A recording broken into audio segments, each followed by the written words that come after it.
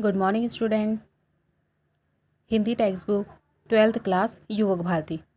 हमारी 5th poem है अ गुरुबानी और इसके कवि हैं गुरु नानक। पाठ का परिचय ध्यान दीजिएगा। प्रस्तुत दोहों तथा पदों में गुरु नानक ने गुरु की महिमा, कर्म की महानता, सच्ची शिक्षा आदि विषयों पर अपने विचार व्यक्त किए। मनुष्य के जीवन को उदात्त और चरित्रवान बनाने में गुरु का मार्गदर्शन, मनुष्य के उत्तम कार्य और सच्ची शिक्षा का बहुत बड़ा योगदान होता है। गुरु द्वारा दिया जाने वाला ज्ञान ही मनुष्य की सबसे बड़ी पूंजी है। संसार मनुष्य की जाति का नहीं अपितु उसके उत्तम कर्मों का सम्मान करता है। मनुष्य का श्रेष्ठत्व उसके अच्छे कर्मों से सिद्ध होता है, न कि उसकी जाति अथवा वर्ग से। गुरु नानक ने कर्मकांड और बाह्य आडंबर का घोर विरोध किया है। ध्यान दीजिएगा, यहाँ गुरु नानक जी ने गुरु का सम्मान करने का आपको संदेश दिया है। उन्होंने बताया है कि मनुष्य की महानता उसके अच्छे कर्मों में साबित होती है, ना कि उसकी जाति और धर्म से। उन्होंने यहाँ पे दिखावे का विरोध किया है। नानक गुरु न चेतनी मनि आपने सुचेत, चेत यानी चित्त, छूते तिल बुआड़ जियो सुवे अंदर खेत। बुआड़ यानी बुआई करना, सुवे यानी सुना। खेते अंदर छुट्टिया कहु नानक सौ नाह, सौ यानी ईश्वर। फली अही फूली अही बपुड़े भी तन विच स्वाहा। बपुड़े यानी विचारे, विच यानी मैं। जो मनुष्य गुरु के दिखाए मार्ग पर नहीं चलता और स्वयं को ही ज्ञानी समझता है, वह किसी सूने खेत में पड़े हुए खराब तिल की तरह होता है, जिसे कोई नहीं ले जाता। जो अपनी गुरु की बात नहीं मानता है, उसकी यहाँ पे कोई भी वैल्यू नहीं रह जाती है। इसका कोई भी मालिक नहीं होता है। ये फलते फूलते दिखाई देते हैं, लेकिन इनमें सिर्फ गंदगी होती है। ये किसी के काम के नहीं होते हैं। यहाँ गुरु नानक जी ने कहा है कि अगर आपके पास ज्ञान है तो आपको उस ज्ञान का सदुपयोग करना है और समाज का सहयोग करना है और हमेशा गुरु के दिखाए हुए मार्ग पर चलते जाना है। तभी जाके आपको समाज में बहुत अधिक मान सम्मान प्राप्त होगा।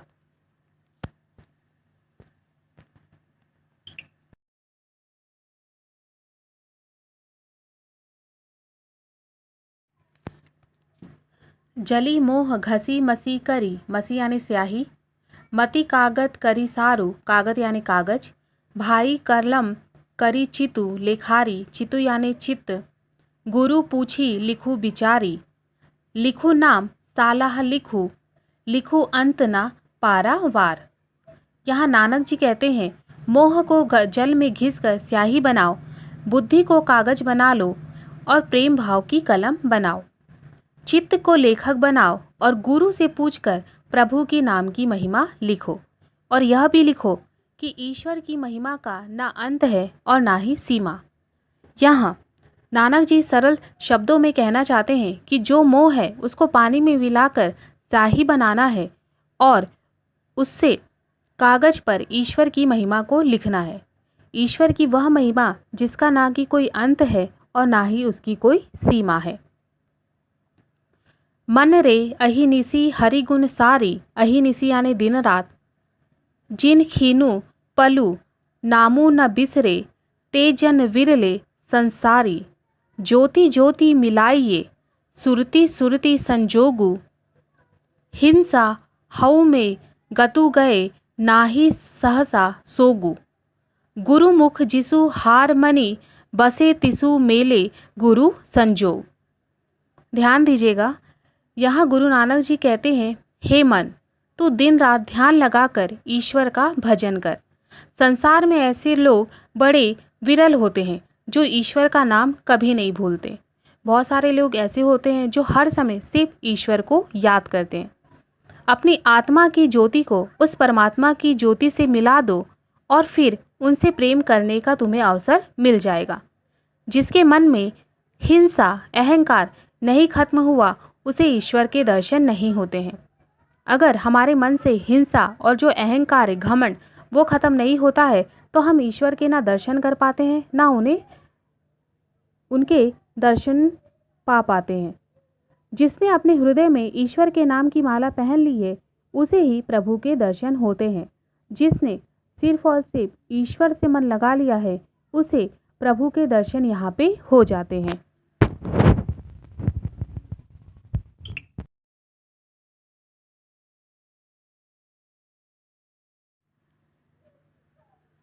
तेरी गति मिति तू ही जाने, क्या को आखी वखाने। वखाने यानी बखान करना। तू आपे गुप्ता आपे प्रकटू आपे सब रंग भाने। गुप्ता यानी गुप्त। साधक सिद्ध गुरु वहु चेले खोजत फिर ही फरमाने। फरमाने यानी इस तरह। समही बधु पाई इह भिक्षा तेरे दर्शन कऊ कुरवाने। उसी की प्रभु खेल रचाया गुरमुख सो भी होई। नानक सब जुग आपे वरते दूजा और न कोई। यहाँ नानक जी कहते हैं कि हे प्रभु, आपकी जो लीला है वो आप ही जानते हैं, कोई और उसके बारे में बता नहीं सकता है। आप प्रत्यक्ष हैं और अप्रत्यक्ष भी। यहाँ पे नानक जी कहते हैं कि प्रभु, आपकी लीला सिर्फ आप ही जानते हैं, क्योंकि आपकी लीला का कोई अंत नहीं है। यहाँ पे आप हैं भी और नहीं भी, और आपके अनेक रंग हैं। अनेक साधक, सिद्ध योगी, गुरु व शिष्य आपको ढूंढते फिरते हैं।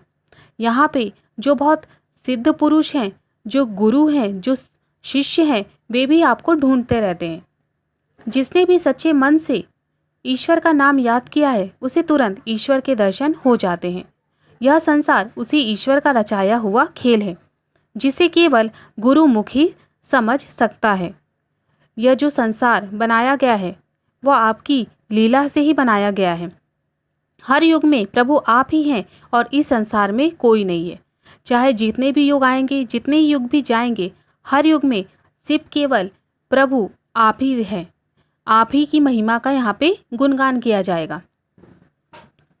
यहाँ पे गुरु नानक जी ने प्रभु की महिमा का वर्णन किया है। गगन में काल रविचंद दीपक बने, तारका मंडल जनक मोती। धूप मलयानिल पवन चवर करे। मलयानिल यानी चंदन की सुगंध वाली हवा। सकल वनराय कुलंत ज्योति, कैसी आरती होई भव खंडना। तोरी आरती अनाहत शब्द बाजत भेरी। अनाहत यानी अनहद, बाजत यानी बजना, भेरी यानी ढोल। यहाँ गुरु नानक जी कहते हैं कि आसमान में स्थित जो सूर्य और चंद्र है वो दीपक बने हैं। सभी तारे मोती के समान दिखाई दे रहे हैं। चंदन की सुगंध धूप बनी है और जो हवा है वो चवर बनी हुई है। सभी वन यहाँ पे फूलों की वर्षा कर रहे हैं और सबके हृदय में बड़े ढोल का अनहद नाद सुनाई दे रहा है। यहाँ पे प्रकृति बहुत खुश होकर प्रभु की आरती करने की तैयारी कर रही है। ऐसे में तुम्हारी आरती यानी कि हम मनुष्यों की आरती का कोई महत्व नहीं है, क्योंकि प्रकृति ने पहले से ही यहाँ पे प्रभु की आरती का पूरा तैयारी करके रखा है। यहाँ पे गुरु नानक जी ने इस गुरुबानी में बताया है कि अगर आपको प्रभु के दर्शन अगर कोई करा सकता है तो वो केवल गुरु है। अगर आपको समाज में मान सम्मान कोई दिला सकता है तो वो है गुरु। अगर आपको जीवन में आगे बढ़ना है और सच्चा रास्ता अगर कोई दिखा सकता है तो वो है गुरु। यहाँ पे गुरु नानक जी ने ईश्वर की महिमा का भी बहुत ज़्यादा गुणगान किया है। उन्होंने बताया है कि ईश्वर के बिना हम सब यहाँ पे अधूरे हैं। तो स्टूडेंट, यहाँ पे हमारी जो 5th गुरुबानी कविता है वो समाप्त होती है। धन्यवाद।